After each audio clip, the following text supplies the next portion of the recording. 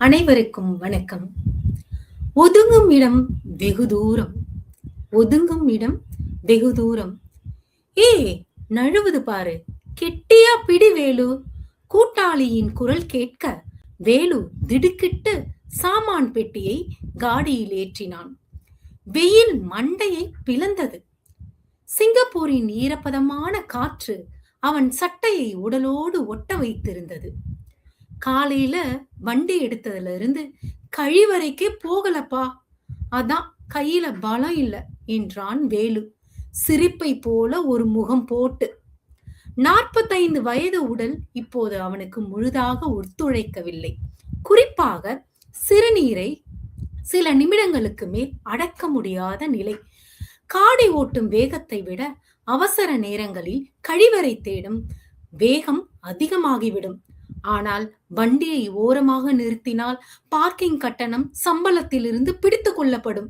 100 வெள்ளி சம்பளம் கூடுமா என்று காத்திருக்கும் வாழ்க்கையில் சில வெள்ளி அபராதம் கூட அவனுக்கு பெரிய இழப்பு.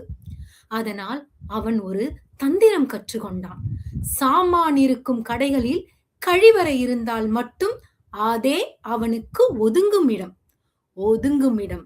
அதற்காகவே அவன் தண்ணீர் குடிப்பதை கூட குறைத்து கொண்டு தொண்டை வறண்டு போனாலும் பரவாயில்லை, ஆனால் கழிவறை இல்லாமல் அவசரத்தில் தவிப்பதை அவன் சகிக்க முடியாது.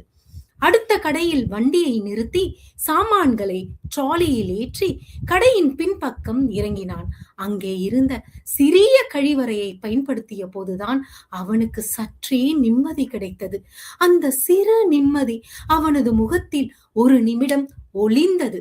கடைக்காரர் கையெழுத்து போட காத்திருந்த சில நிமிட இடைவெளியில் அவன் இயந்திரத்தனமான தனது பழைய நோக்கியா போனில் ஊரில் இருக்கும் மனைவியை அழைத்தான்.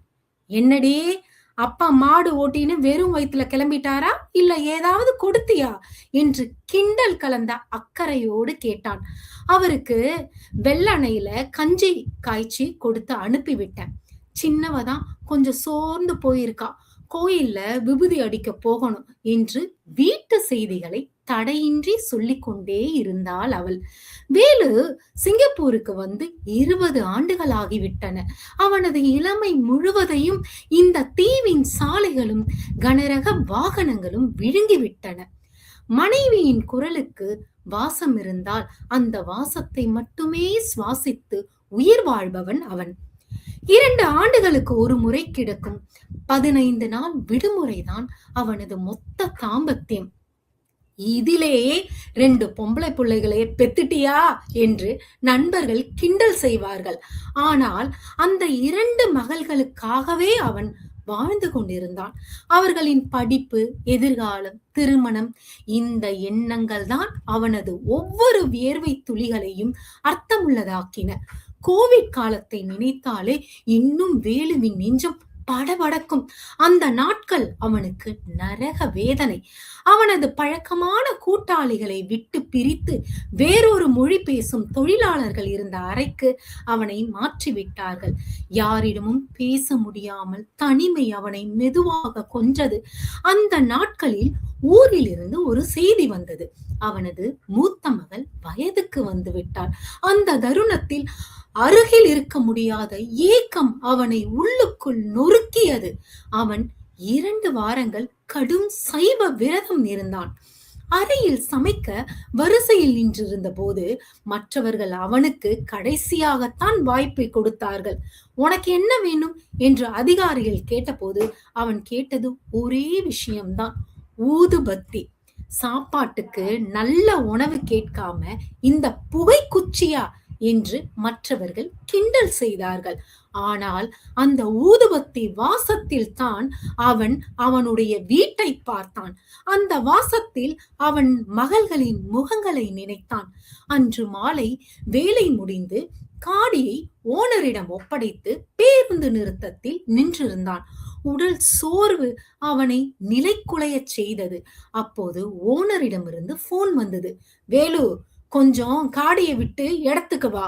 இந்த குரலில் ஏதோ மாற்றம் இருந்தது. அவன் விரைந்து அங்கே சென்றான். ஓனரின் முகம் இறுக்கமாக இருந்தது. வேலு, நீ இன்னைக்கு ராத்திரி ஊருக்கு போகணும். அந்த ஒரு வரி அவன் காதுகளில் இடியாக விழுந்தது. மேனேஜ்மெண்ட்ல புகார் வந்திருக்கு. ட்ராலி இல்லாம சரக்கு தூக்குனியா? பாதுகாப்பு விதிமீறல். அது மட்டுமல்ல, உனக்கு இப்போ 45 வயது. கம்பெனி ரூல்ஸ் மாறுது. வேலுவின் வாய் வறண்டு போனது. ஐயா, அன்னைக்கு ட்ராலிய நீங்களே எடுத்து போனீங்களே, அதான் நான்.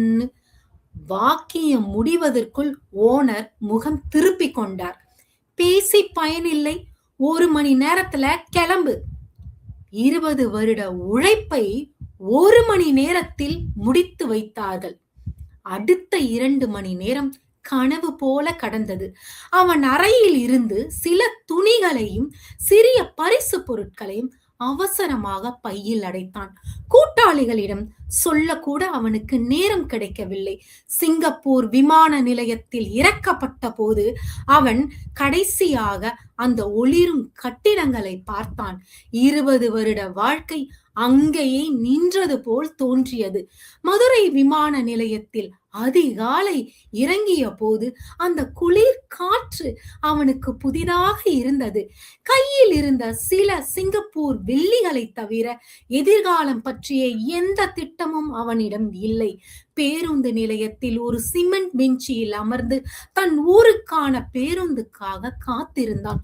ஒவ்வொரு நிமிடமும் ஒரு யுகமாக கடந்தது. பேருந்து அவன் ஊருக்குள் நுழைந்த போது புழுதி மெதுவாக அடங்கியது. வேலு கனமான பையை தூக்கி கொண்டு நடந்தான். தூரத்தில் அவனது நிலமும் அதில் நின்ற தென்னை மரங்களும் தெரிந்தன. வயிற்றில் ஒரு பிசைவு. நீண்ட பயணத்தால் சிறுநீர் அவசரம் எடுத்தது. சாலையோர புதரின் பின்னால் ஒதுங்கினான். அப்போது யாரோ அவன் பெயரை சத்தமாக கூப்பிட்டார்கள். திரும்பி பார்த்தான். அவனது மனைவி அழுது கொண்டே ஓடி வந்தாள். ஐயோ கடவுளே, உங்களை இன்னைக்கு பார்ப்பேனேன்னு நினைக்கலையே. அவள் இவனை இறுக கட்டி அணைத்தாள். அந்த அழுகையில் பயம் இல்லை, நிம்மதி இருந்தது. என்னடி ஆச்சு, ஏன் அழுற என்று திணறினான் வேலு. அவள் கண்ணீர் துடைத்து கொண்டு சொன்னாள், அவருக்கு ஒன்றுமில்ல, நல்லாத்தான் இருக்காரு. நம்ம 2வது பொண்ணு இன்னைக்கு விடியற்கால வயசுக்கு வந்துட்டா. விசேஷம் செய்யணும்னு வீட்டுல எல்லாரும் ஆயத்தம் பண்ணிட்டு இருக்காங்க. வேலு வீட்டுக்கு ஓடினான். அங்கே ஒரு மூலையில் அவனது மகள் வெட்கத்துடன் அமர்ந்திருந்தாள். அவனை பார்த்ததும் அவள் சிரித்தாள். அப்பா, நீ பக்கத்துல இருந்தா நல்லா இருக்கும் என்று நான் சாமி கிட்ட கேட்டுக்கிட்டேன். வேலு அவளின் தலைமுடியை மெதுவாக கோதினான். அந்த நொடியில் அவனுக்கு ஒரு உண்மை புரிந்தது. 20 வருடங்களாக அவன் தேடிய ஒதுங்கும் இடம் சிங்கப்பூர் சாலைகளில் இல்லை, இந்த சிறிய வீட்டில்தான், இந்த மகள்களின் சிரிப்பில்தான். அவன் சுமந்த 20 வருட பாரம் மெதுவாக கரைந்தது. இனி அவன் ஓட வேண்டியதில்லை. அவனது வாழ்க்கைக்கு உண்மையான ஒதுங்கும் இடம் இறுதியாக கிடைத்து விட்டது.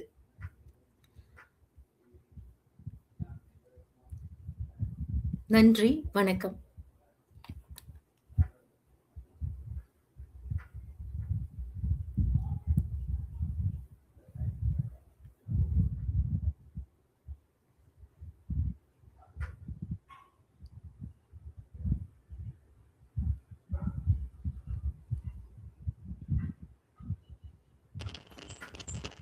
சௌதரி, இப்ப நீங்க உங்களுடைய கருத்துக்கள் சொல்லலாம். கதையை பத்தி உங்களுடைய கருத்துக்களை சொல்லிட்டு அதுக்கப்புறம் நீங்க கலையரசன் கிட்டயும் செல்வா கிட்டயும் அவங்களுடைய கருத்துக்களை கேட்கலாம். கருத்துக்கள் மட்டும் இல்ல, ஒரு குரூப் டிஸ்கஷன் தான் நீங்க கொண்டு டவுட். ஆமா, சரிங்க. என்ன பேக் ஸ்டேஜ் பேர் கொண்டு பண்ணுங்க.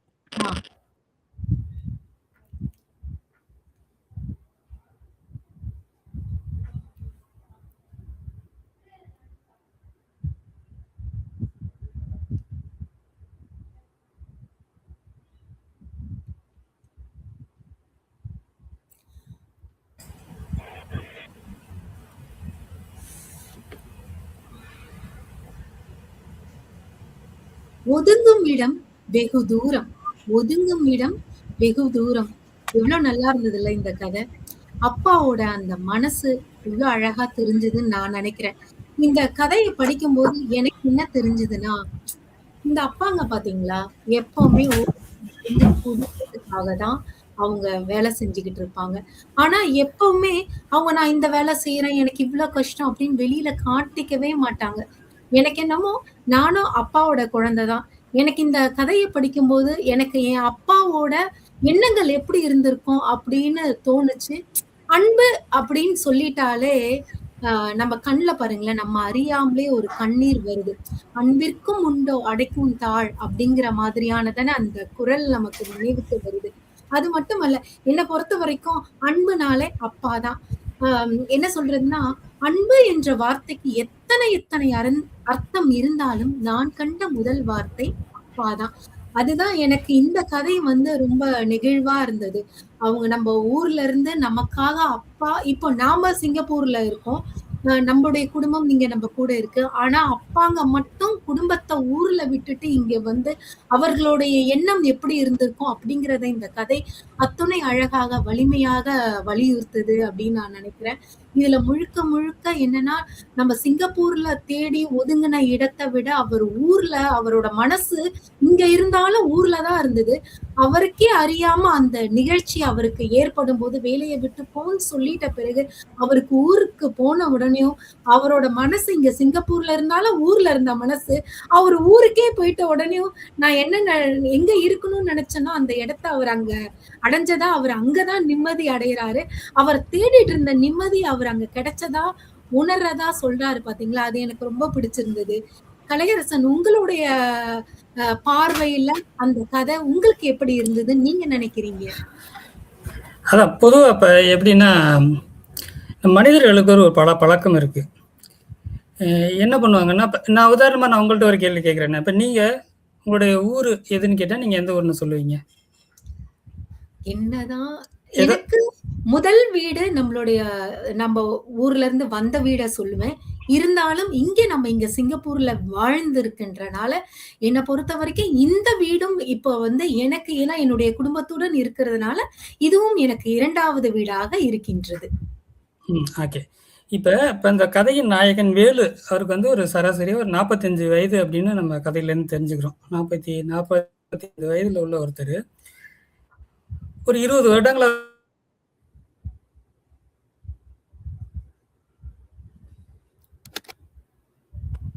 20 வருடங்கள்னா 25 வயதுல இங்க சிங்கப்பூருக்கு வந்திருப்பாரு. இப்ப 25 வயதுல சிங்கப்பூருக்கு வந்ததுக்கு அப்புறம், அதுக்கு முன்னாடி ஒரு கல்லூரியில படிச்சிருப்பாரு, இல்லாட்டி பள்ளிக்கூடத்துல படிச்சிருப்பாரு, ஏதோ ஒண்ணு படிச்சிருப்பாரு.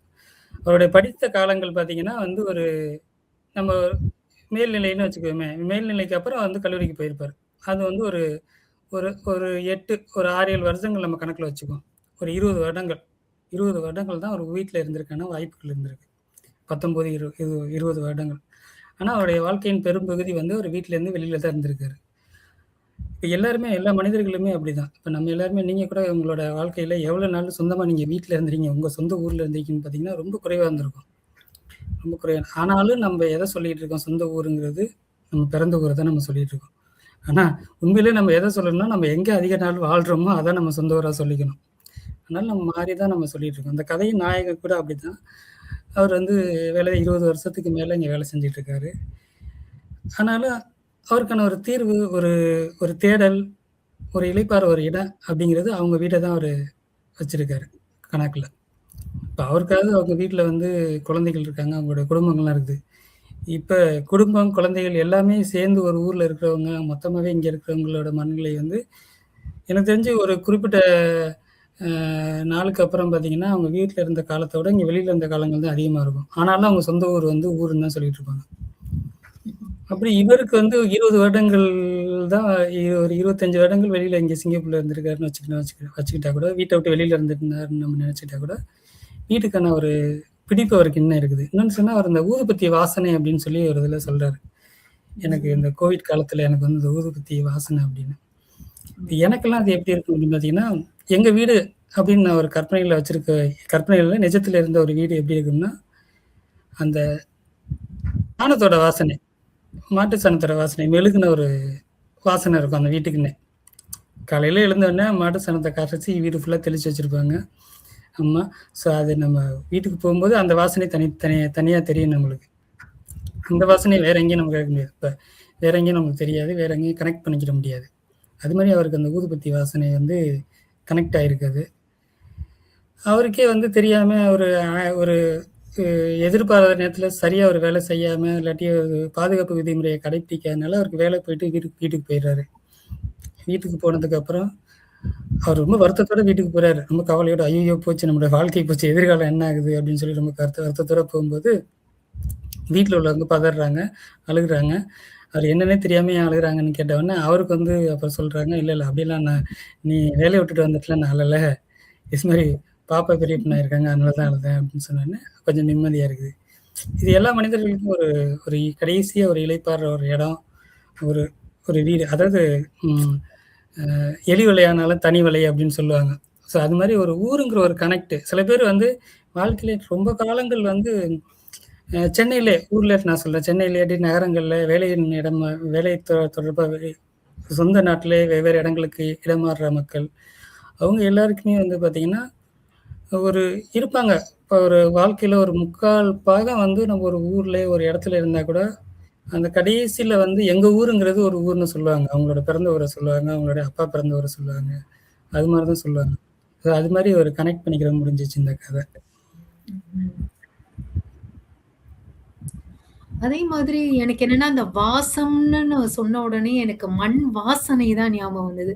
நம்ப ஊருக்கு அவருக்கு போன உடனேயும், ஏன்னா அவரு அந்த வாசத்த அவருடைய மகள்களோட முகத்துல பார்க்கிறேன்னு சொல்றாரு. அதுக்கப்புறம் எனக்கு என்னமோ அந்த ஊருக்கு போயிட்டனால அந்த மண் வாசனை அவருக்கு ஏற்பட்ட உடனேயும் அவருக்கு ரொம்ப நெகிழ்ச்சியா இருக்கு. வந்துட்டோம் நம்ம இடத்துக்கே அப்படின்னு அவரு மகிழ்ச்சி அடைகிறாரு. அண்ணா செல்வாண்ணா, நீங்க எப்படி பார்க்குறீங்க? உங்களுடைய இந்த கதையோட சாராம்சம் உங்களுக்கு எப்படி அத நீங்க பார்க்குறீங்க? உங்களுக்கு என்ன தோணுது? ஒரு சிறந்த கதை. நம்மளால எளிதாக தொடர்பு படுத்திக் கொள்ளக்கூடிய கதை. ஏன்னா நம்மளுடைய சொந்த வாழ்க்கையிலேயே இருக்கட்டும், அல்லது நம்ம ஊர்ல இருந்து வந்தவங்க, நமக்கு தெரிஞ்சவங்க அப்படின்னு பார்த்தா நிறைய பேர் இந்த வாழ்க்கை வாழ்ந்துட்டு இருக்காங்க. அதனால நமக்கு இந்த கதையை படிக்கும் போதே நம்ம மனதுக்குள்ள பல நமக்கு தெரிந்த நபர்கள் வந்து போவாங்க. அவர்களுடைய வாழ்க்கை இப்படிதான் இருக்கு. நாம நம்ம குடும்பத்தோட இங்க இருக்கோம். அதனால வெளிநாட்டுல இருந்தாலும் அவங்களோட நிறைய கஷ்டங்கள் நமக்கு தெரியறது இல்லை. ஆனா இந்த கதையை நம்ம கேட்கும்போது ஒருவருடைய வாழ்க்கை, நான் என்னுடைய ஊர்ல இருந்து வந்து 20 வருடங்கள் 25 வருடங்கள் இங்க இருந்தவங்களை பார்த்துருக்கேன். அவங்களும் இதே மாதிரி ஒரு 2 ஆண்டுக்கு ஒரு முறை, 3 ஆண்டுகளுக்கு ஒரு முறை, இப்ப பரவாயில்ல, இப்ப கடந்த சில ஆண்டுகள்ல அடிக்கடி ஊருக்கு போறாங்க. ஒரு 10 ஆண்டு 15 ஆண்டுகளுக்கு முன்னாடி பாத்தீங்கன்னாக்கா ஒரு 3 ஆண்டுகளுக்கு ஒரு முறை தான் ஊருக்கே போவாங்க. ஒரு நிறுவனத்துல வேலை செய்வாங்க, அந்த வேலை முடிஞ்சிடும், அடுத்த நிறுவனத்துல வேலை செய்யறதுக்கும் திரும்ப அவங்க வாழ்க்கையை திரும்பி ஆரம்பிக்கிற மாதிரி பணம் கட்டி இன்னொரு ஏஜென்ட் வழியா இன்னொரு வேலையை பிடிச்சிட்டு இடையில ஒரு 3 மாசம் ஊருக்கு போயிட்டு வராங்க, 2 மாசம் 3 மாசம். அதுதான் அவங்க குடும்பத்தோட வாழ்கிற வாழ்க்கை. அவங்க வாழ்க்கையே வந்து 20-25 ஆண்டுகள் இங்க வாழ்ந்ததுக்கு அப்புறம் அவங்க திரும்பி பார்த்தாங்கன்னா எவ்வளவு நாள் அவங்க அந்த குடும்பத்தோட செலவிட்டாங்கன்னு பாத்தீங்கன்னா அது ரொம்ப கம்மியா இருக்கும். இந்த கதையில் அவருக்கு திடீர்னு வந்து ஊருக்கு போக வேண்டிய சூழ்நிலை வரும்போது நான் ஒரு வகையில நான் சந்தோஷப்பட்டேன். ஏன்னா நமக்கு முன்னாடி எப்பவுமே வந்து பல வாய்ப்புகள் இருக்கும்போது நாம ஒரு முடிவெடுக்கிறதுக்கு ஒரு குழப்பம் ஏற்படும், ஒரு தயக்கம் ஏற்படும். இந்த பாதையை தேர்ந்தெடுக்கிறதா அந்த பாதையை தேர்ந்தெடுக்கிறதான்னு. ஆனா நமக்கு ஒரு பாதை தான் இருக்கும்போது அந்த பாதை முடிவு பண்றது எளிது. அதே சமயத்துல அந்த பாதையில போறதுனால வந்து பெரிதா ஒன்னும் பாதிப்பு வந்துடாது. 20 ஆண்டுகள் சிக்கையில இருந்துட்டு ஊருக்கு போற ஒருத்தர் அவர் வாழ்றதுக்கு தேவையான ஒரு குறைந்தபட்ச ஏற்பாடுகள்லாம் அவர் முன்னாடியே செஞ்சிருப்பாரு. அந்த வகையில் அவரால் போய் கண்டிப்பா அவருடைய வாழ்க்கையை தொடர முடியும். இங்க இவ்வளவு தூரம் வேலை செஞ்சுட்டு அதுல அவருக்கு நிறைய வந்து ஸ்கில் கத்துட்டு இருப்பாரு. நம்ம ஊர்ல இருந்து இந்தியால இருந்து ஒரு வேலை செய்யறதை விட சிங்கப்பூர்ல வந்து வேலை செஞ்சிருந்தாங்கன்னா கண்டிப்பா அவங்களுக்கு ஆண்டுகள் வேலை செய்தாங்கன்னாக்க ஏதோ ஒரு துறையில வந்து அவங்க ஸ்கில் இருக்காது. கட்டுமான துறையா இருக்கட்டும், கம்பி கட்டுறதா இருக்கட்டும், எந்த துறையில இருந்தாலும் அந்த ஸ்கில் இருக்கும். அந்த ஸ்கில் வச்சு கண்டிப்பா அவங்க ஊர்ல போய் இருந்துட முடியும். அந்த வகையில அவர் திடீர்னு ஊருக்கு போக நேரிடுது அப்படின்னும் போது எனக்கு அதை பத்தி நான் கொஞ்சம் சந்தோஷப்பட்டேன். இது அவருக்கு ஒரு வாய்ப்பு. ஊருக்கு போய் இங்க இருக்கவங்க வெளிநாட்டுக்கு போறவங்க இன்னும் ஒரு சில ஆண்டுகள்ல ஊருக்கு போயிடணும், போய் குடும்பத்தோட வாழணும் அப்படின்னு சொல்லுவாங்க. அந்த ஒரு சில ஆண்டுகள் வர்றதே கிடையாது. அது அந்த மீண்டும் மீண்டும் அது தொடர்ந்துகிட்டே தான் இருக்கும். அந்த வகையில பாத்தீங்கன்னாக்கா அது ஒரு நல்ல முடிவா எனக்கு தோணுச்சு. அவரே எடுக்காத முடிவு, அவர் மீது திணிக்கப்பட்ட முடிவாக இருந்தாலும் அது அவருக்கு நல்லது அப்படின்னு தோணுச்சு. இனிமேலையாச்சும் அவர் வாழ்க்கையில குடும்பத்தோட, உறவினர்களோட முக்கியமான தருணங்களை தவற விடாம கூட இருக்க முடியுங்கிற ஒரு மகிழ்ச்சி இருந்தது. ஏன்னா நம்ம குடும்பத்தோட இங்க இருக்கோம்னால நம்முடைய எக்ஸ்டெண்டட் ஃபேமிலி நடக்கிற நமக்கு நிறைய நிகழ்ச்சிகள் நம்ம போக முடியறது இல்ல. அதெல்லாம் நமக்கு ஏதோ ஒரு நிகழ்ச்சி நம்ம போய் கலந்துக்கிற மாதிரி இருக்கும்போது அது நமக்கு அவ்வளவு மகிழ்ச்சியை தருது அது. அது மாதிரி அவருக்கு அது நல்ல திணிக்கப்பட்ட முடிவா இருந்தாலும் அவருக்கு ஒரு நல்லது அப்படின்னு நான் நினைச்சேன். அந்த வகையில பாத்தீங்கன்னாக்க ஒரு நல்ல முடிவு இந்த கதைக்கு. ஆமாங்கண்ணா. ஆமா. ஆனா பாருங்களேன், பணம் நம்மளுடைய வாழ்க்கைக்கு முக்கியம் தான். இல்லைன்னு சொல்லல.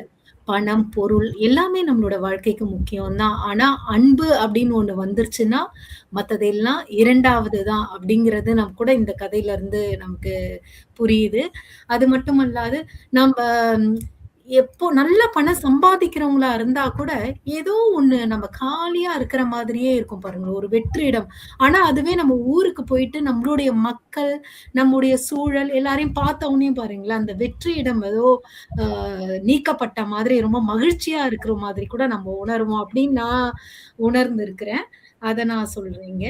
அதே மாதிரி தான் இன்னொன்னு என்னன்னா, அம் அந்த குழந்தைகள் சாமி கிட்ட வேண்டிக்கிச்சான், அப்பா வரணும் அப்படின்னு. அவரு திடீர்னு வந்து நின்ன உடனேயும், அவங்களோட அந்த சாமி கிட்ட வேண்டுதல் உடனே பளிச்ச மாதிரி அந்த குழந்தைக்கு தோன்றதா அந்த கதையில இருந்தது. அதுவும் ரொம்ப நல்லா சிறப்பா இருந்தது. இந்த கதையோட தலைப்பு ஒதுங்கும் இடம் வெகு தூரம். ஆனா அன்பு அப்படின்னு வந்துருச்சுன்னா, இந்த வாழ்க்கையில தூரம்லாம் கிடையாது. பக்கத்துல தான் அப்படின்னு புரிய வச்சிருந்தது இந்த கதை அப்படின்னு நான் நினைக்கிறேன். உங்களுக்கு அந்த மாதிரி என்ன தோணுது அப்படின்னு நீங்க சொல்லுங்க. கலையரசன் உங்களுக்கு ஏதோ தோணுதுன்னு சொல்லுங்க. அதான் இப்ப அண்ணன் செல்வா அண்ணா சொன்னதுலேருந்து ஒரு சின்ன ஒரு இது எப்படின்னா, 2 வருடத்துல நம்ம எல்லாம் முடிச்சுட்டு போயிடலாம்னு சொல்லி எந்த ஒரு வெளிநாட்டுக்கும் வர்றவங்கலாம் முடியாது. ஏன்னா அது எப்படி ஆயிடும்னா, அந்த குதிரை ஓடிட்டு இருக்க குதிரைக்கு முன்னாடி ஒரு உணவை கட்டி தொங்க விட்டுட்டு அதை ஓட விடுற கணக்கு தான் அது. இந்த 2 வருடங்கிறது எப்போ அந்த குதிரைக்கு பக்கத்துல வராது அந்த உணவு. அது மாதிரி நடக்க போய் தூரமா நடந்துட்டே போயிட்டு இருக்குங்கிற மாதிரி அது ஓடிக்கிட்டே தான் இருக்கும். எனக்கு இந்த கதையில வேலுவை பத்தி பிரச்சனை இல்லை. அவரு அதை விரும்பி அவர் ஏத்துக்கிட்டாரு. வேலைக்கு வர்றாரு, அவருடைய பொருளாதார சூழல் ஏதோ ஒன்று அவர் இங்கே தள்ளி இருக்கு, அதனால இங்கே வேலை செய்யறாரு. அதை பத்தி எனக்கு பிரச்சனை இல்லை. அது எல்லாருமே வாழ்க்கையில முதல் தலைமுறையை சம்பாதிக்க வெளில போற எல்லாருமே எதிர்கொள்ற ஒரு பிரச்சனை தான் அது. ஆனா வேலுவோட மனைவின்னு ஒரு கேரக்டர் இதுல இருக்குது. இப்போ இந்த கதையில சொல்லி இருக்கப்படி வேலு ஏறக்குறைய எனக்கு அவர் இதுவரை சிங்கப்பூருக்கு வந்ததுலேருந்து 20 வருடங்கள்ல எனக்கு தெரிஞ்சு ஒரு அதாவது கல்யாண திருமணத்துக்கு அப்புறம் கூட எடுத்துக்கிட்டா கூட ஒரு 40-50 நாள் தான் ஊருக்கு போயிருப்பாருன்னு நினைக்கிறேன். அதான் 2 வருடத்துக்கு ஒரு 15 நாள் தான் விடுமுறை அப்படிங்கிற மாதிரி அந்த கதையில இருந்தது. ஆமா, 2 வருடங்களுக்கு 15 நாள் அப்படின்னா நம்ம 4 வருட கணக்குல வச்சுக்கோம். ஒரு 10 அப்படி வச்சுக்கிட்டா கூட மொத்தமாவே ஒரு 100 நாளுக்குள்ளதான் அவர் ஊருக்கு போயிருப்பாரு. இப்போ அந்த அவங்களுடைய இணையர் அவருக்கு கல்யாணம் பண்ணதுக்கு அப்புறம் அது 100 நாள் மட்டும்தான் அவங்க கணவரோட இருந்திருக்காங்க, அவங்களுடைய இதுக்கு இருந்திருக்காங்க. அதை அவங்க எப்படி எதிர்கொண்டாங்கிறதுதான் பெரிய விஷயம். ஸோ இதுதான் இப்போ இது பார்த்தீங்கன்னா, ஆனால் கல்யாணம் பண்ணிச்சுன்னு பண்ணிடுவாங்க. பண்ணதுக்கப்புறம் எத்தனை நாள் சேர்ந்து வந்தீங்கன்னா, எத்தனை கல்யாணம் ஆகி எத்தனை வருடம் ஆச்சுன்னா 20 வருடம் ஆச்சு. 20 வருடங்கள்ல எத்தனை நாள் அவங்க கல்யாணம் பண்ணதுக்கு அப்புறம் இருந்திருக்காங்கன்னா ஒரு 2 மாதம் இருந்திருப்பாங்க. அவங்களுடைய நண்பர்கள் எல்லாம் கிண்டல் பண்றாங்களாம். இந்த கொஞ்ச நாள்லயே அவனுக்கு 2 குழந்தைங்களாடா அப்படின்னு கிண்டல் பண்ற மாதிரி கொஞ்சம் நகைச்சுவையும் சேர்த்து இருக்கு அந்த கதையில. ஆமா, இல்ல அது ஒரு நகைச்சுவையை நம்ம எடுத்துட்டா கூட ஒரு உள்ளர்த்தம் பாத்தீங்கன்னா அது வழிகள் பாத்தீங்கன்னா அந்த உணர்வுபூர்வம் பார்த்தோம்னா அது புரிஞ்சிடும்.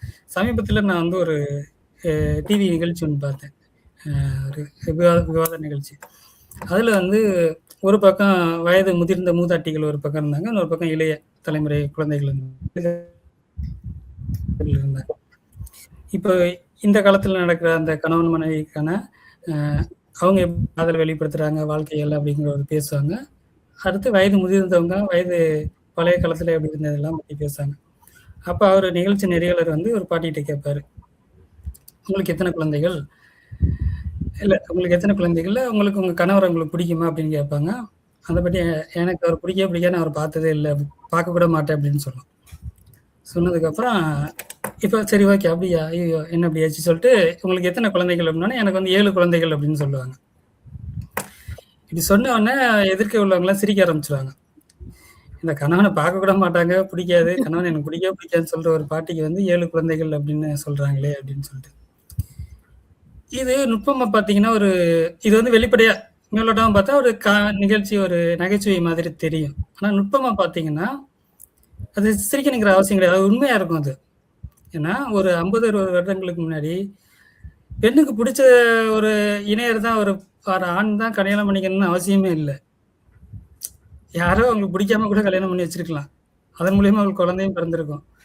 அது அவங்க சொல்லுவாங்க. அத ஒரு வருத்தத்தோட கூட சொல்லியிருப்பாங்க. ஆனா நம்மளுக்கு அது எப்படி தோணுனா, ஒரு நகைச்சுவை மாரி தோணுது. ஸோ இதே தான் அவங்களோட இந்த வேலுவோட கதையிலயும் வருது. அவரு வந்து சிங்கப்பூருக்கு வந்துட்டாரு. 20, 25 வருஷமா அங்க இருக்கிறாரு. ஆனா அவர விடாம தொரத்தி அவங்க வீட்ல யாரோ ஒருத்தவங்க பண்ணி, "நீ கண்டிப்பா கல்யாணம் பண்ணணும். நீ பண்ணாதான் நல்லா இருக்கும்னு" சொல்லி ஏதோ ஒண்ணு பண்ணி வச்சிருப்பாங்க.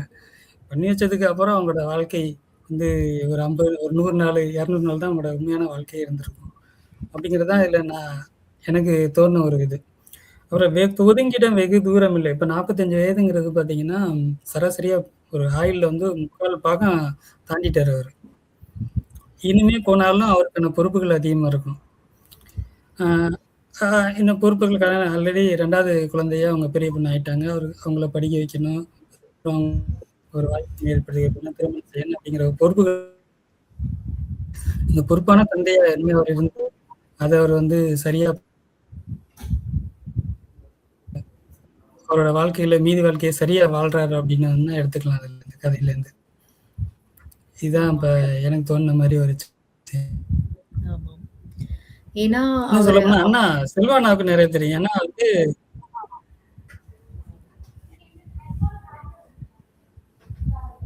சொல்லுங்க. சொல்லுங்க. நீங்க சொல்லுங்க. லதா சொல்லுங்க நீங்க. அதான் இப்ப நீங்க சொன்ன மாதிரியே தான் கலையரசன். ஏன்னா அவங்க ஊர்ல சிங்கப்பூர்ல போய் வேலை பார்த்து பொருள் ஈட்டி, அவர் தனியா இருந்து அவர் பட்ட கஷ்டங்கள், அங்க தனியா இருந்தது தான் அவருக்கு ரொம்ப குடும்பத்த விட்டுட்டு இருந்தது தான் மிக வேதனையாக இருந்தது. இப்ப அவரு ஊரோட வந்துட்டாரு. இன்னமும் அவருக்கு பொறுப்பு இருக்கு. ஆனா இருந்தாலும் அரவணைக்கிறதுக்கும், அவங்கள எடுத்து சொல்றதுக்கும், எடுத்து வழிகாட்டுறதுக்கும் கூட துணை இருந்தா, நம்ம எத்தன கஷ்டமா இருந்தாலும் பரவால்ல. பிள்ளைங்களும், அம்மா, அவங்களோட மனைவி, இந்த குடும்பத்தோட அவர் இருக்கும்போது, எவ்வளோதான் கஷ்டப்பட்டாலும் வீட்டுக்கு வந்து சாப்பிட்டு, குடும்பத்தோட இருக்கும்போது அவருடைய மகிழ்ச்சி வந்து அங்க பெருகும் அப்படின்னு தான் நான் நினைக்கிறேன். அதனால அப்பாங்கனாலே பொறுப்பு, வேலை இப்படின்னு இருக்கிறது. அது மட்டும் கிடையாது. அப்பாவும் வந்து அன்புக்காக ஏங்குறாங்க. அதே மாதிரி குடும்பமும் அப்பாவுக்காக ஏங்குது. அதனால அப்பான்னா அப்பா தான். அப்படின்னு சொல்ல தோணுச்சு. வேற ஒண்ணும் இல்ல. செல்வன் நீங்க சொல்லுங்க அண்ணா. கலையரசன் ஒரு முக்கியமான கருத்து சொன்னாரு. இப்போ நம்ம என்ன சொல்லணும்னாக்க, பொருள் ஈட்ட வேண்டிய கட்டாயத்தினால வந்து அவர் இங்க இருக்காரு. இருந்தாலும் வந்து அவருக்கு எப்பயுமே குடும்ப நினைப்பு இருக்கு. அதனால அவர் ஊதுபத்தி வேணும்னு கேட்டு அந்த ஊதுபத்தியை பத்த வச்சு அந்த வீட்டுல இருக்க மாதிரியான ஒரு அனுபவத்தை ஏற்படுத்திக்கிறாரு. இதே சமயத்துல அவருடைய மனைவியும் குழந்தைகளும் இவரை எப்படி வந்து மிஸ் பண்ணிருப்பாங்க, அவங்க எப்படி வந்து இவரோட அருகில இருக்க மாதிரி பண்றதுக்கு எப்படி செஞ்சிருப்பாங்க. அத வந்து அந்த இவர் இங்க இருந்து போன உடனே அவர் பொண்ணு சொல்லுதுல, இன்னைக்குதான் நான் வந்து கடவுள்கிட்ட வேண்டிக்கிட்டேன் அப்படின்னு. அது எத்தனை முறை என்னென்ன எல்லாம் அந்த மனைவியும் குழந்தைகளும் கடவுள்கிட்ட வேண்டிக்கிட்டாங்களோ, கடைசியா வந்து அவங்க வேண்டிக்கிட்ட ஒண்ணு பழிச்சிருக்கு. அது அது ஒண்ணு பாக்குறேன். இன்னொன்னு என்னன்னாக்க, இந்த கதை சொன்ன விதத்துல பாத்தீங்கன்னா, ஒதுங்கும் இடம் அப்படின்னு சொல்லிட்டு ஆரம்பத்துல சொல்லும் போது பாத்தீங்கன்னாக்க, அவர் வந்து ஒவ்வொரு முறையும் வந்து 45 வயதாயிட்டாலும் அடிக்கடி கழிவறை பயன்படுத்த வேண்டியது ஒதுங்கும் இடம் அப்படின்னு அந்த இடத்துல வந்து இது எப்படி போக போகுது, தலைப்புக்கு இந்த இடம் வந்துருச்சு, எப்படி போய் இந்த கதை முடிய போகுது அப்படின்னாக்க, அது அழகா வந்து அவருக்கு வந்து இதெல்லாம் வந்து தற்காலிகமா அங்கங்க ஒதுங்கும் இடம் தேவைப்பட்டாலும் நம்ம நிரந்தரமா ஒதுங்கும் இடம்னு ஒண்ணு இருக்கு அப்படின்னு சொல்லிட்டு அது அழகா கொண்டு போய் அது நம்ம ஊர் தான், அங்க மனசு எப்பயும் இருக்கோ அங்கேதான் அப்படின்னு நம்முடைய ஒரு குறிப்பிட்ட காலம் வரைக்கும் நம்முடைய வாழ்க்கையை வந்து நம்ம என்ன செய்யறோமோ அதை வந்து மித்த காலத்துல வந்து அந்த இளமை காலத்தை அசை போட்டே வந்து மிச்ச வாழ்க்கையை வாழ்றோம்னு நான் நினைக்கிறேன். நான் சின்ன பிள்ளையா இருக்கும்போது என்னுடைய வீடு ஒரு மாதிரி இருந்துச்சு ஊர்ல. அப்புறம் நான் சிங்கப்பூர் வந்து 20 வருஷத்துக்கு மேல ஆயிருச்சு. இப்போ இடையில வந்து வீட்டை மாத்தி கட்டிட்டாங்க. ஆனா இப்ப எனக்கு திடீர்னு ஊர் ஞாபகம் வந்துச்சு, வீட்டு ஞாபகம் வந்துச்சுனாக்க, நான் வீட்டுல தங்கி இருக்கும்போது என்ன வீடு இருந்துச்சோ அந்த திண்ணை, அந்த அந்த பழைய காலத்துல பார்த்தா யாராச்சும் வந்தா தங்கிட்டு போறதுக்காக வெளிப்பக்கம் ஒரு திண்ணை வச்சிருப்பாங்க, அது கதவுக்கு வெளியில. அந்த மாதிரியான அமைப்புல இருந்துச்சு. அந்த நினைப்பு தான் எனக்கு வரும்.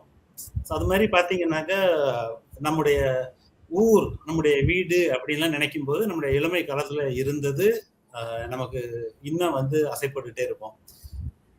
அந்த பழைய நிலைக்கு போக முடியுதா அப்படின்னாக்க பெரும்பாலான முடியல. ஆனா இவர் போயிட்டாரு. அந்த ஒதுங்கும் இடம் அவருக்கு அவருடைய ஊராவே அமைந்து சிறப்பான முடிவா அமைஞ்சு போச்சு. அதுதான் நான் நினைச்சது. இன்னும் இதுல இன்னும் ஒரு குறிப்பிட்டு சொல்லணும்னா, இப்ப செல்வானா கூட ஈஸியா கனெக்ட் ஆயிடுவாரு இதுல. ஏன்னா இப்ப எங்க பகுதிகளில் பாத்தீங்கன்னா, ஒரு வீட்டுல ஒரு 4 ஒரு 3 குழந்தைகள் இருக்கு, ஆண் குழந்தைகள் இருக்குன்னா அதை கண்டிப்பா சிங்கப்பூருக்குன்னு ஒரு 2 பேரை வந்து தத்து கொடுத்துருவாங்க.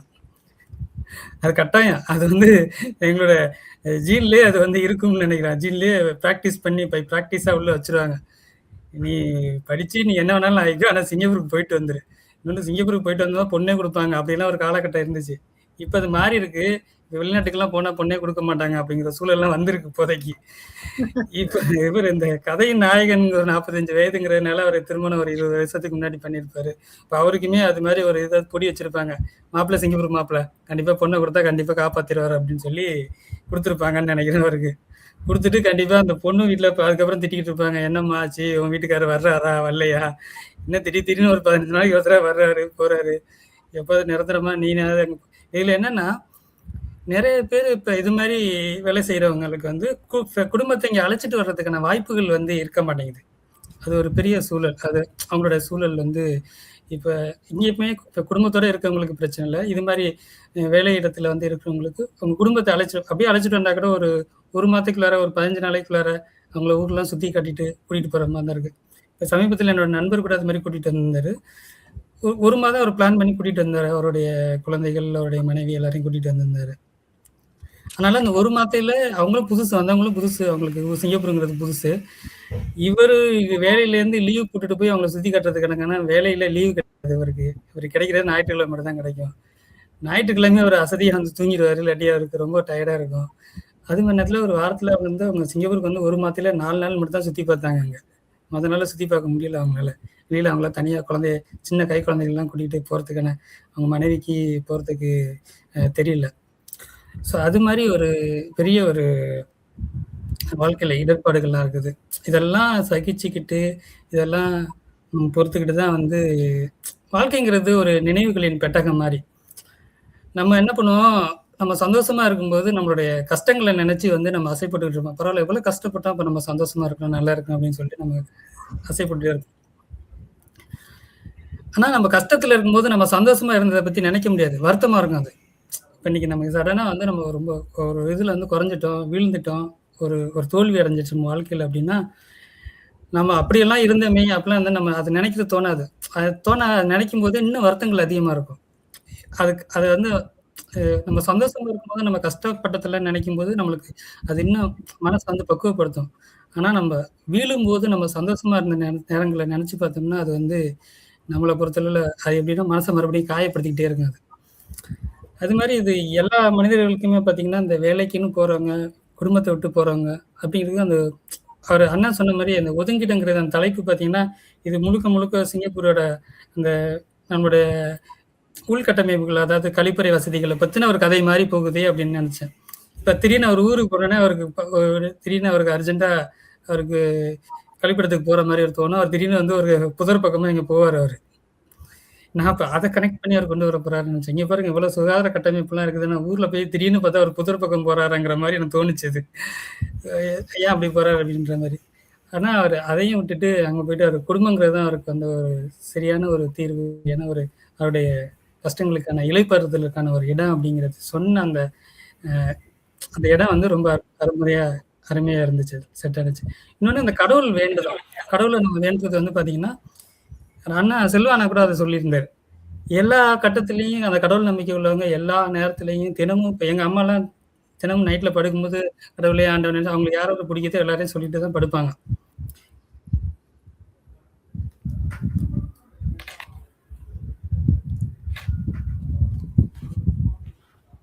எந்திரிக்கும் போது அந்த மாதிரி எந்திரிப்பாங்க. ஆனாலும் ஒரு நாள் அது நிறைவேறுது. ஒரு நாள் திடீர்னு அவங்க அப்பா போனோடனே அங்க அந்த குழந்தைகள் என்ன இவ்வளவு வருடங்கள் கடவுள் வந்து அதை நிறைவேற்றவே இல்லை, அதை கண்டுக்கிறவே இல்லை, அவங்களோட வேண்டுதல் நிறைவேறவே இல்லை. ஆனாலும் அந்த ஏதோ ஒரு நாள் அது நிறைவேறினோடனே அவங்க ரொம்ப சந்தோஷப்படுறாங்க. இன்னைக்கு கூட நான் நினைச்சேன் நீங்க வருவீங்க அப்படின்னு சொல்லி நினைச்சேன் அப்படின்னு சொல்லி அதை கனெக்ட் பண்ணாங்க. ஸோ இதான் நம்பிக்கை. ஒரு கடவுள் நம்பிக்கை, ஏதோ ஒரு நம்பிக்கை ஏதோ ஒரு கட்டத்துல வந்து நம்மளுக்கு வந்து கிடைக்கும். ஏதோ ஒரு கட்டத்துல நம்மளுக்கு அது கிடைக்கும். ஏதோ ஒரு கட்டத்துல நம்ம அதை அடைவோம். அந்த லட்சியத்தை நம்ம அடைவோம். அந்த அடைவுங்கிற அந்த ஒரு நம்பிக்கையில தான் அந்த வாழ்க்கையை இயங்கிக்கிட்டு இருக்குது. நம்பிக்கையே இல்லாம எல்லாம் இல்லை. ஏதோ ஒரு வயசுல நம்புறாங்க. ஏதோ ஒரு இடத்துல கிடைக்கும். இப்போ இது கிடைக்கும் போது அதுக்கு முன்னாடி இதுவரையும் கிடைக்காம இருந்த எதுவுமே நம்ம மனசுக்குள்ள வராது. நம்ம நினைக்க கூட மாட்டோம். ஸோ வாழ்க்கைங்கிறது அதான். அடுத்த கட்டத்துல என்ன நடக்குங்கிறது தெரியாம உள்ள ரகசியங்களை பொதிச்சு வைக்கிறது தான் வாழ்க்கை. அதுதான் வந்து இந்த கதையில வந்து அவங்க அந்த வேலு வந்து அவங்க வீட்டுக்கு எடுத்துட்டு போன ஒரு செய்தி. அந்த வேலு மூலியமா நம்ம எடுத்துக்கிற செய்தி, அந்த வேலு அவங்க குடும்பத்துக்கு அவங்க குழந்தைங்க சொன்ன செய்தி, இதுதான் நான் அப்படி இந்த ஒதுங்கிடம் வெகு தூரம் அப்படிங்கிறத வந்து நான் புரிஞ்சு வச்சுக்கிறேன். ஆமாம், எனக்கும் அதுதான் தோணுது. இந்த கதையோட செய்தி எனக்கும் என்ன தோணுதுன்னா, பணம், பொருள் எல்லாம் எவ்ளோ இருந்தாலும் நம்மளுடைய வாழ்க்கையில வந்து அன்பு தான், குடும்பம் தான் அப்படின்னு கடைசியில போய் நம்ம சேர்றோம். அதனால ஒதுங்குற தூரம் வெகு தூரமா இருந்தாலும், அவர் வந்து எப்படி அவர் வீட்டுக்கு கடைசியா வந்து சேர்ந்துட்ட பிறகுதான் அவரோட மனம் வந்து ஒரு ஒத்தடம் கிடைச்ச மாதிரி அவரு ஆறுதல் அடைஞ்சது. அதனால எவ்வளவு தூரம் பயணிச்சாலும், கால்கள் ஓடினாலும், நம்முடைய வீட்டோட வாசப்படிதான் நமக்கான ஒதுங்கும் நேரம் அப்படின்னு அவர் உணர்ந்ததா நானும் உணர்றேன். எனக்கும் அதுல உடன்பாடு இருக்கு. ஆனா நீங்க என்ன கன்க்ளூட் பண்றீங்க? அதுதான், நம்ம எவ்வளவு தூரம் ஓடினாலும் எதுக்காக ஓடுறோம்னு பார்த்தோம்னாக்க குடும்பம். அதுதான் நம்முடைய நம்மளை சார்ந்து இருக்கவங்க, நம்முடைய அம்மா அப்பா மனைவி பிள்ளைகள். இதுதான் நம்ம பொருள் ஈட்டுறதுக்காக இருக்கலாம், எதுக்காக இருந்தாலும் எவ்வளவு தூரம் ஓடிட்டாலும் நம்ம நிற்கும் போது நம்ம வந்து நினைச்சு பார்க்கறது வந்து அல்லது திரும்பி போக வேண்டிய இடம் வந்து குடும்பம் தான். ஸோ அதுதான் இந்த கதையோட முடிவுலையும் வந்து முத்தாய்ப்பா இருந்தது. அவர் ஊருக்கு போய் குடும்பத்தோட நிரந்தரமான ஒதுங்குமிடம் கூட குடும்பத்துல போய் சேர்ந்துட்டாரு அப்படின்னு. அதுக்கு மேல அவருடைய வாழ்க்கை மகிழ்ச்சியா தொடரும், ஹாப்பிலி எவர் ஆஃப்டர் சொல்லுவாங்கல்ல, அது மாதிரி இருக்கும்னு நம்புவோம். ஆமாம், இனிமேல் அவருடைய வாழ்க்கை மிகவும் மகிழ்ச்சி தான். நன்றி. நன்றி. கதையின் முடிவுல வந்து ஒரு சுபம்னு ஒண்ணு முடிக்கணும். அது வந்து எல்லா பழைய படங்கள் எல்லாம் பார்த்தோம்னாவே சுபம்னு ஒண்ணு போடுவாங்க. சுபம்னு போட்டாதான் அந்த படம் நல்ல படம்னே நம்ம ஏத்துப்பாங்க. ஒரு காலத்துல ஒரு சென்டிமெண்டாவே இருந்துச்சு. இல்ல சுபம் மாதிரி ஒரு எதிர்மறையான ஒரு முடிவோட முடிகிற படங்கள் வந்து பழைய படங்கள்ல வந்து மக்களால் வெற்றி அடையாது. அது சென்டிமெண்டல்ல அவங்களுக்குள்ளே ஒரு இதா நினைச்சுப்பாங்க, ஒர்க் ஓடாதோ அப்படின்ற மாதிரி. அதுக்கப்புறம் அதை பிரேக் பண்ணாங்க. நிறைய படங்கள் வந்து முடிவு வந்து நேர்மையா தான் இருக்கணும், இல்லை நேர்மறையா இருக்கணும், இல்லை எதிர்மறையான ஒரு சினிமாக்கள் கூட பெரிய அளவுல வெற்றி பெற்றுச்சு. இப்ப இந்த கதையை பொறுத்தல அவர் வந்து சுபம்னு முடிச்சிருக்கிறாரு கதையை. ஓகே, வீட்டுக்கு போயிட்டேன் சுபம் அப்படின்ற மாதிரி முடிச்சிருக்காரு. இது வந்து ஒரு நல்ல ஒரு முடிவுங்கிற மாதிரி தான் எடுத்துக்கணும். நன்றி. சிறப்பு லதா, வாய்ப்புக்கு நன்றி. நன்றி அண்ணா. வாய்ப்புக்கு நன்றி அண்ணா. அது மாதிரி உங்களோட உரையாடினதுக்கு ரொம்ப நன்றி லதா. அவங்க கூட இன்னைக்கு ஒரு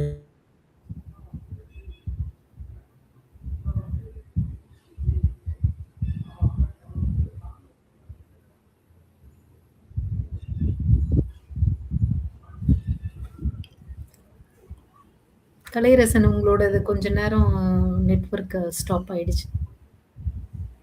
அதான் நான் இது மாதிரி ஒரு ஆரோக்கியமான ஒரு நல்ல ஒரு கதையோட உங்க எல்லாரும் கூட, அதாவது லதா கூட அவங்க அண்ணா செல்வானா கூட எல்லாம் டிஸ்கஸ் பண்ணது, அதை பத்தின நம்ம ஒரு நம்மளோட கருத்துக்கள், அந்த கதை பொதுவா நம்ம கூட கனெக்டான ஒரு கதையை வச்சு பேசினது ஒரு ஆரோக்கியமான ஒரு விவாதமா இருந்துச்சு, ஒரு ஆரோக்கியமான கலந்துரையாடலா இருந்துச்சு.